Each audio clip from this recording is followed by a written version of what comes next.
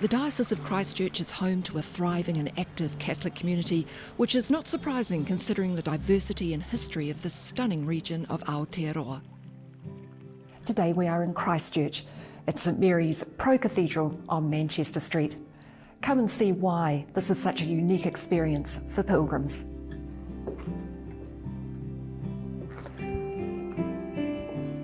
Wow, there's a lot of nostalgia here. This is my old parish church. So beautiful. I remember it very well. St Mary's Pro-Cathedral is the seat of the Bishop of the Catholic Diocese of Christchurch.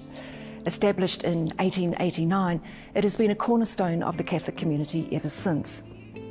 After the devastation of the 2011 earthquake, which severely damaged the Cathedral of the Blessed Sacrament, St Mary's was designated as the Pro-Cathedral. The distinctive features of St Mary's Pro-Cathedral are an excellent reason to visit. The stained glass windows, unique sanctuary and tabernacle are arresting in their beauty, and indeed there's a sense that the building is much larger than it actually is. This is an unusual church, a place of deep worship and conversion. There is a peaceful chapel where pilgrims can find a cosier environment in which to pray. This too is a remarkably sacred space. As a pro-cathedral, St Mary's is a significant place for pilgrimage, for reflection and prayer.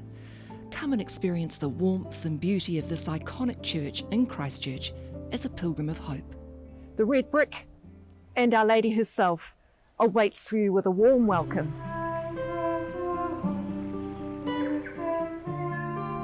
We've seen a lot of beautiful cathedrals and beautiful churches throughout Aotearoa. Places like this have a beauty in their simplicity, where you can really feel the presence of the Lord. The sanctuary of Fourvière is a living Marian shrine in Leithfield, just outside Christchurch, and it is the home of the community of the Beatitudes. The Shrine of Mary, Mother of the Light, with its replica golden statue, connects pilgrims to the very first Catholic missionaries, including Bishop Pompallier and Suzanne Aubert, who came to Oceania and Aotearoa from Fourvière in Lyon, France.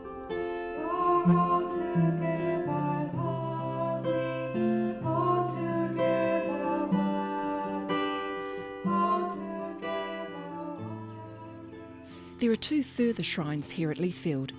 St Peter Chanel was martyred on the island of Fortuna. Bishop Pompallier commissioned him to evangelise the people there, but he had difficulty converting anyone. Then success. The son of the chief asked to be baptised a Catholic. Unfortunately, Peter Chanel paid for this conversion with his life. After his martyrdom, great numbers of people on the island began to convert to Catholicism. He is the patron saint of Oceania.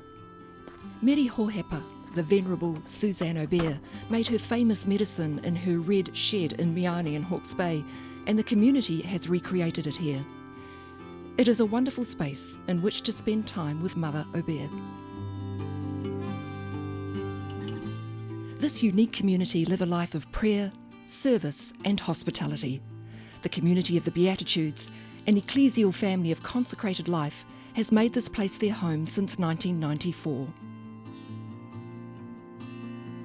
Rooted in Catholic tradition, the community embraces a life of contemplation and mission. Their days are filled with prayer, liturgy and service, welcoming all who seek spiritual renewal. Mothers, fathers, siblings and other family members. At the heart of the community's mission is sanctuary. Pilgrims will find a very comfortable retreat centre, offering solitude, reflection and guidance to those on their spiritual journey. In the Catholic parish of St Mary MacKillop, south of Christchurch, pilgrims can find St Joseph's, a gorgeous church in its own right. Yet over the road is the St Mary MacKillop Heritage Centre, where we continue our journey of discovery. Mother Mary MacKillop's story is showcased here, where she set up a branch of her Sisters of St Joseph of the Sacred Heart. This is a place where pilgrims can really connect with Mother Mary MacKillop's mission to help those in need. The Josephites' mission was to educate and care for disadvantaged and marginalised children in Australia and in parts of New Zealand, including here in Temuka. She travelled to see the Pope in Rome. That was a a very big thing for her. Got word that New Zealand would like to have some nuns through our parish priest at the time. 3 of them arrived and started off our school. Not long after, she arrived herself, and she stayed for 12 months. She walked the streets of Temuka and people got to know her. She was so friendly and would spend days going travelling on a horse and cart. And the people followed her and she had that charisma. And she's part of your prayer life? Yes, very much so. We all get together once a year on her birthday and we have that day especially for her. Pilgrims, including children on school trips, will discover a museum room dedicated to St Mary MacKillop and the Josephites. The space is filled with fascinating displays and images, and even includes a relic. I especially love the delightful dolls that help visiting children imagine the everyday habits worn by the sisters. St Joseph's is also a worthy part of any pilgrimage. Father Louis Fauvel, a Marist priest from France, was instrumental in shaping the vision for this striking building. Drawing on the architectural style of the seminary he attended in Normandy, he helped guide the early design concepts of the church. The detailed architectural work was carried out by Henry Evans, a local architect based in Timaru. Building began in 1879 and was completed in 1882. The church was constructed using Opihi limestone from Upper Waitohi, generously provided by landowner Henry Collette. Dedicated parishioners transported the stone more than 11 miles to the building site by horse and dray. To complete the church's striking Gothic revival style, the spire was fashioned from O'Amaru stone.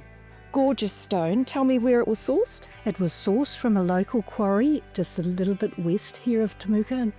All of it has all come from France. Our altar, our baptismal font, the windows of course, hence our French theme. In the foyer is a window dedicated to who else but St Mary MacKillop.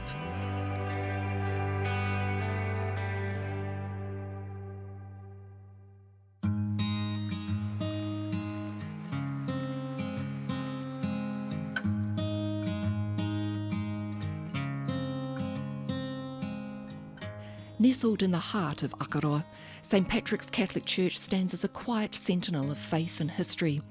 Its story begins in the early 19th century when French settlers arrived on these shores, bringing with them their traditions, their hopes, and their Catholic faith. In August 1840, French and German settlers disembarked from the Comte de Paris and were greeted by Marist missionaries who had journeyed from the Bay of Islands. Among them was Bishop Jean-Baptiste Pompallier, New Zealand's first Catholic bishop. His mission was clear: to establish Catholicism in this new land. It is here in Akaroa that Pompallier celebrated the first Catholic Mass in the South Island. Pompallier also commissioned the first Catholic church in Akaroa, a modest clay structure dedicated to Saints Philip and James. It was completed in 1841, funded by mission contributions from France.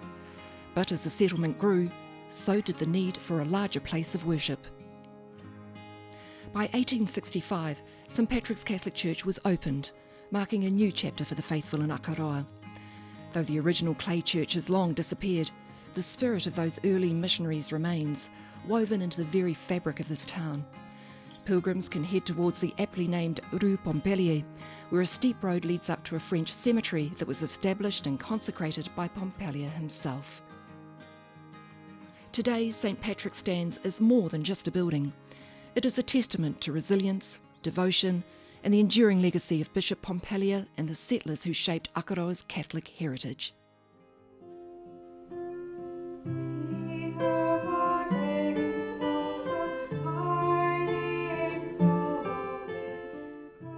Thank you for spending time with me in the Catholic Diocese of Christchurch, a place where saints and peaceful sanctuaries come together to create a truly special personal pilgrimage.